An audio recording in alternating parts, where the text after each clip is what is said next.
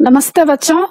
आज मैं आप लोगों को क्लास 9 स्पर्श भाग 1 का पाठ तुम कब जाओगे अतिथि, इसका मैं लाइन बाय लाइन एक्सप्लेनेशन करने जा रही हूँ।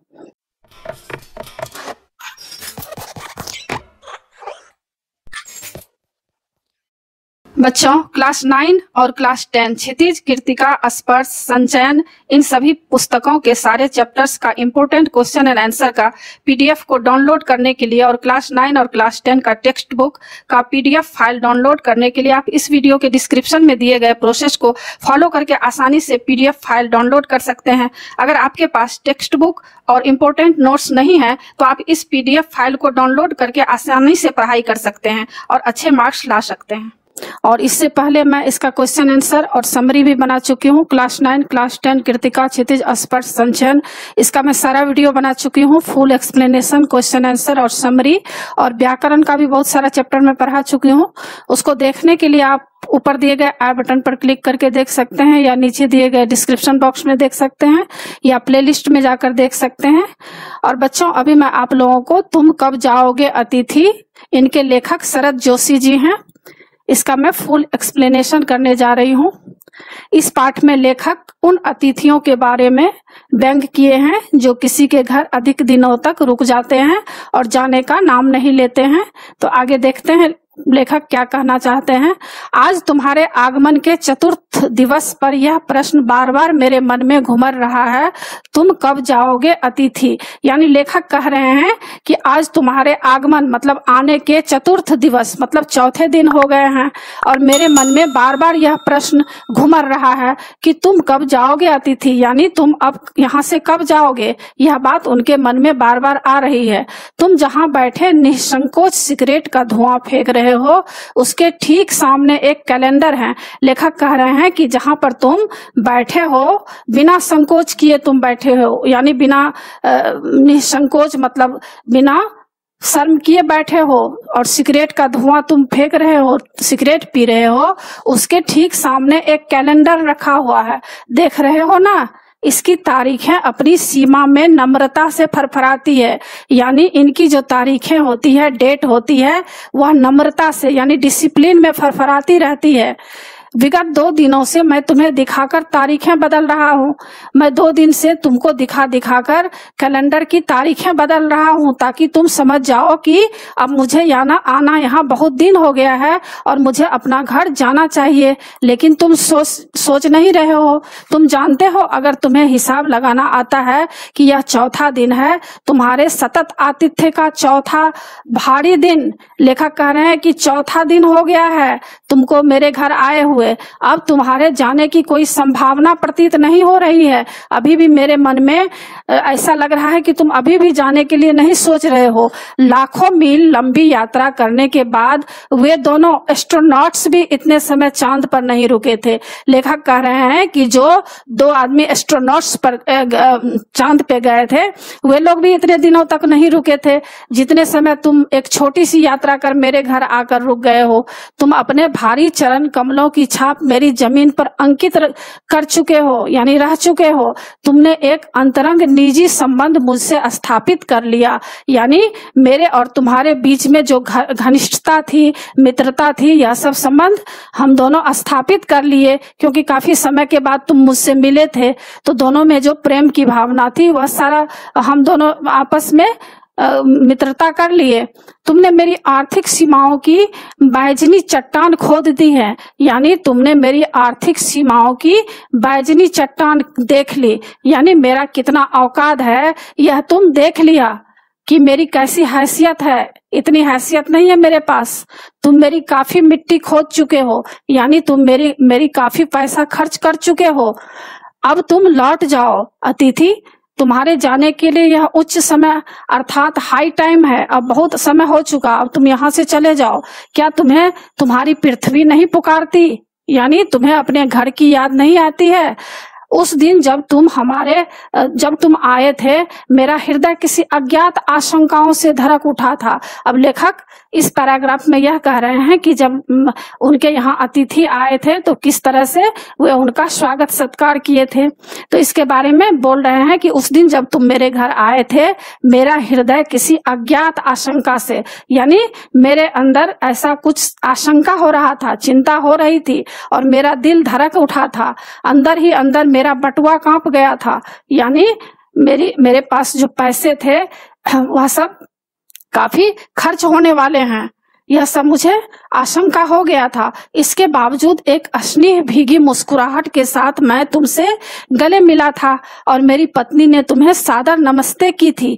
लेखक कह रहे हैं कि जब तुम यहाँ आए थे तो मेरे मन में चिंता हो गई थी कि मेरे पास जो पैसे हैं वह खर्च हो जाएंगे, लेकिन फिर भी मैं प्यार से तुम्हारे साथ मैं मुस्कुराते हुए गले मिला था और मेरी पत्नी ने तुम्हें सादर नमस्ते भी की थी।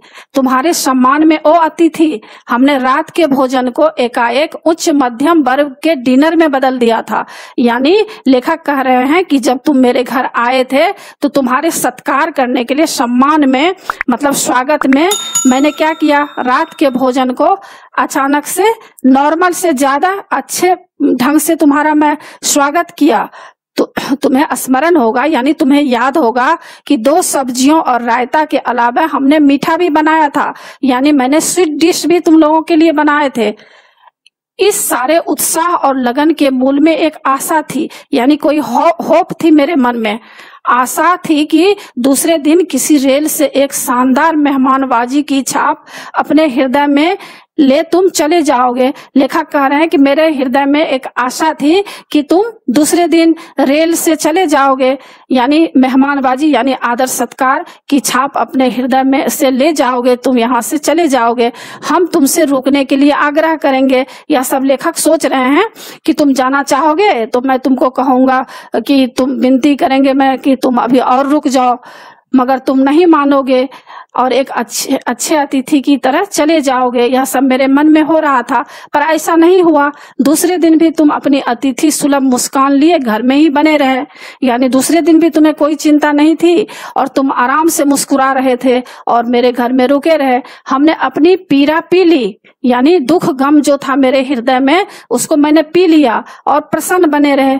स्वागत सत्कार के जिस उच्च बिंदु पर हम तुम्हें ले जा चुके हैं वहां से नीचे उतर हमने फिर दोपहर के भोजन को लंच की गरिमा प्रदान की। ये लेखक कह रहे हैं कि स्वागत सत्कार के जिस ऊंचे बिंदु पर, यानी तुम्हारे लिए जो मैंने तुम्हारा जो मैं स्वागत सत्कार किया, इतना ऊंचा स्वागत सत्कार, और वहां से नीचे हमने दोपहर के भोजन को लंच की गरिमा यानी अच्छा खाना बनाए और रात्रि को तुम्हें सिनेमा भी दिखाया। हमारे सत्कार का यह आखिरी छोर है जिससे आगे हम किसी के लिए नहीं बढ़े। यानी लेखक कह रहे हैं कि इतना अधिक मैंने किसी की मेहमानबाजी नहीं की है।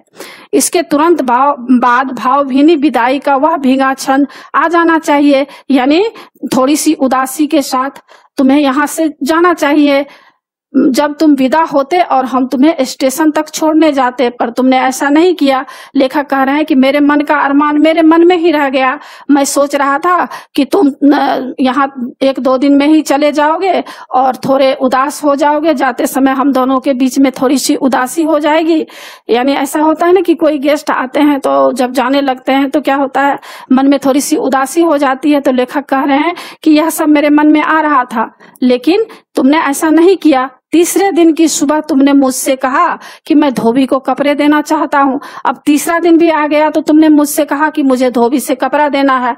यह आघात अप्रत्याशित था, यानी यह जो अटैक था वह अप्रत्याशित चोट, यानी अनुमान नहीं लगा सकते कि यह कितना गहरा चोट, और इसकी चोट मार्मिक थी, बहुत ही दर्दनाक चोट था मेरे लिए, जो तुम तीसरे दिन धोबी से कपड़ा धुलवाने के लिए दिया।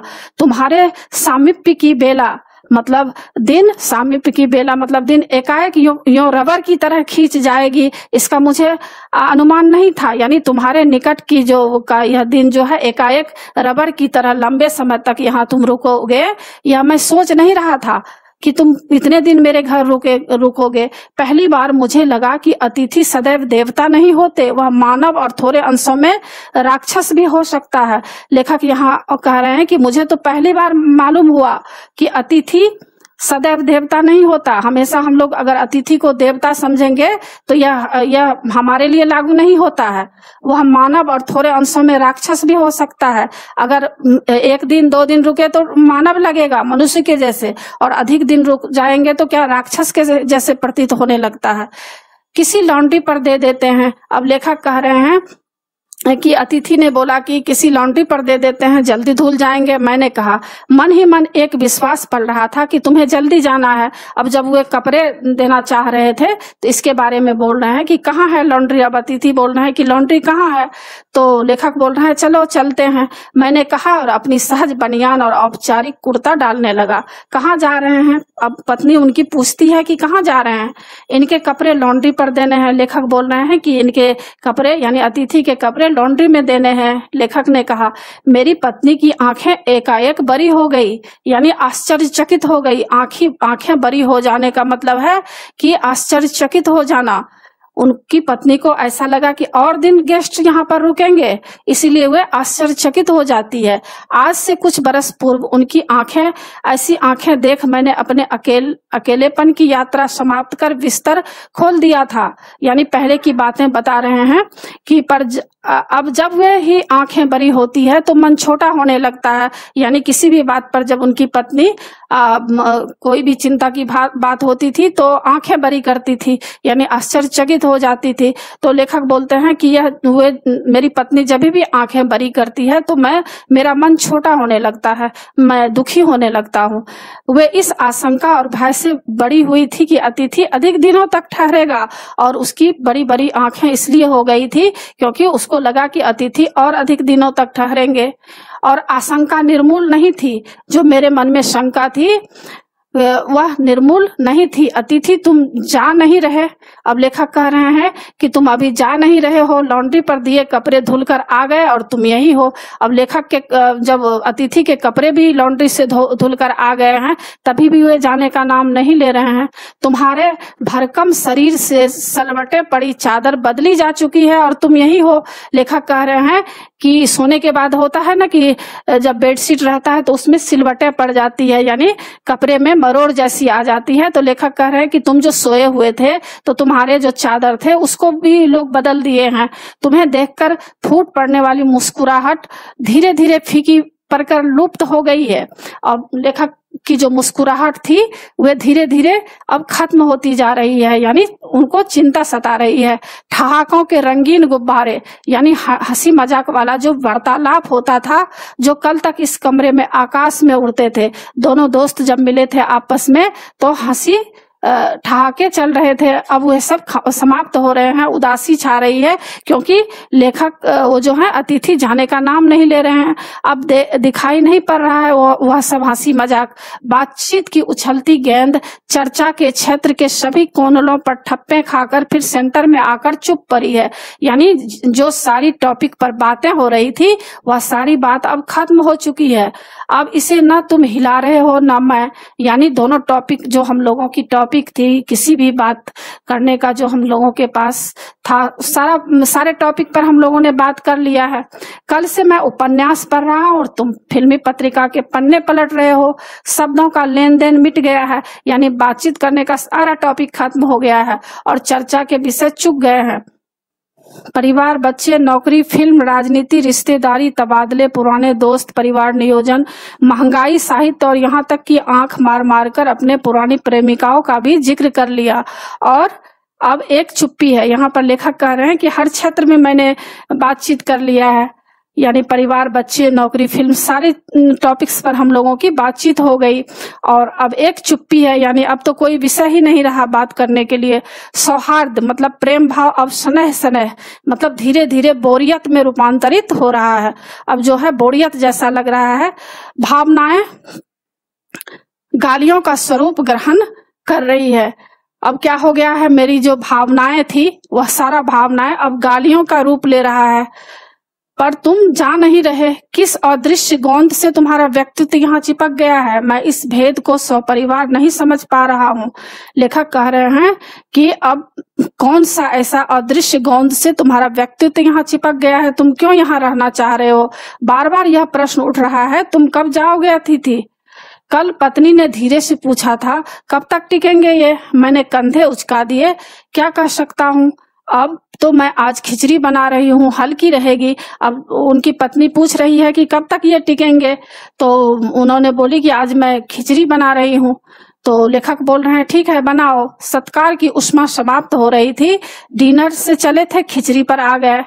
अब भी अगर तुम अपने बिस्तर को गोलाकार रूप नहीं प्रदान करते तो हमें उपवास तक जाना होगा। यानी लेखक कह रहे हैं कि अभी भी तुम अगर बोरिया बिस्तर बांध कर यहाँ से नहीं जाओगे तो भूखे भी मैं रख सकता हूँ तुम्हें। तुम्हारे मेरे संबंध एक संक्रमण के दौर से गुजर रहे हैं, यानी तुम्हारे और मेरे बीच जो एक संबंध है वह बीमारी के जैसे, ऐसा लग रहा है कि तुम्हारे बीच कोई बीमारी हो गया है। तुम्हारे जाने का यह चरम क्षण, मतलब जो सीमा था वह पार कर गए हो। तुम जाओ ना अतिथि, यहाँ तुम्हें यहाँ अच्छा लग रहा है ना। मैं जानता हूँ दूसरों के यहाँ अच्छा लगता है, अगर बस चलता तो सभी लोग दूसरों के यहाँ ही रहते, पर ऐसा नहीं हो सकता। अपने घर की महत्ता के गीत इसी कारण गाए गए हैं, यानी महत्ता मतलब महानता। होम को इसी कारण स्वीट होम कहा गया है, और लोग दूसरे के होम की स्वीटनेस को काटने दौड़े, और लोग दूसरे के होम की स्वीटनेस यानी मीठापन को लोग क्यों काट रहे हैं। तुम्हें यहाँ अच्छा लग रहा है, पर सोचो प्रिय कि शराफत की कोई चीज होती है, शराफत भी कोई चीज होती है, और गेट आउट भी एक वाक्य है जो बोला जा सकता है। अब लेखक यहाँ पर कह रहे हैं कि मेरे दिल में जो शराफत है वह अब खत्म हो चुका है। ऐसा नहीं कि मैं तुम्हें गेट आउट यानी घर से चले जाओ ऐसा मेरे मुंह से कहना पड़े। अपने खराटों से एक और रात गुंजायमान करने के बाद कल जो किरण तुम्हारे बिस्तर पर आएगी वह तुम्हारे यहाँ आगमन के बाद 5वें सूर्य की परिचित किरण होगी। यहाँ पर लेखक कह रहे हैं कि तुम जो रात को खराटे भरकर मतलब आराम से तुम यहाँ पर सोते हो, लेकिन तुम्हें समझ है कि ये 5वां सूर्य यानी 5वें दिन होगी तुम्हारे यहाँ मेरे यहाँ आने की आशा है, वह तुम्हें चुमेगी और तुम घर लौटने का सम्मान पूर्ण निर्णय ले लोगे। यानी तुम 5वें दिन भी यहाँ से चले जाओ। मेरी सहनशीलता की वह अंतिम सुबह होगी, यानी अब इससे आगे मैं तुम्हें घर पर नहीं देख सकता हूँ। इसके बाद मैं स्टैंड नहीं कर सकूंगा और लड़खड़ा जाऊंगा, यानी मैं कुछ भी कह सकता हूँ, गालियां तक भी दे सकता हूँ, धक्के भी मार सकता हूँ, गेट आउट भी कह सकता हूँ। मेरे अतिथि, मैं जानता हूँ कि अतिथि देवता होता है, मुझे मालूम है कि भगवान होते हैं अतिथि, पर आखिर मैं भी तो मनुष्य हूँ। मैं कोई तुम्हारी तरह देवता तो नहीं। एक देवता और एक मनुष्य अधिक देर साथ नहीं रहते हैं। देवता भी दर्शन देते हैं और लौट जाते हैं। तुम लौट जाओ अतिथि, इसी में तुम्हारा देवत्व सुरक्षित रहेगा, यानी तुम्हारी महानता ही होगी। यह मनुष्य अपनी वाली पर उतरे इसके पूर्व तुम लौट जाओ, यानी मैं जो गुस्से में आ जाऊं इससे पहले तुम यहाँ से चले जाओ। उफ, तुम कब जाओगे अतिथि, यानी तुम कब जाओगे अतिथि यहाँ से। तो बच्चों, आशा है आप लोगों को सब समझ में आ गया होगा, और एग्जाम के लिए भी सब क्वेश्चन आंसर मैं पढ़ा चुकी हूँ।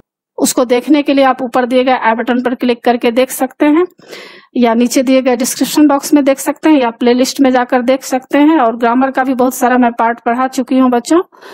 तो बच्चों, आप मेरे चैनल देवनागरी को जरूर सब्सक्राइब कीजिएगा, और सब्सक्राइब के बगल में जो बेल आइकन बटन है उसे क्लिक कीजिएगा, लाइक कीजिएगा और शेयर कीजिएगा।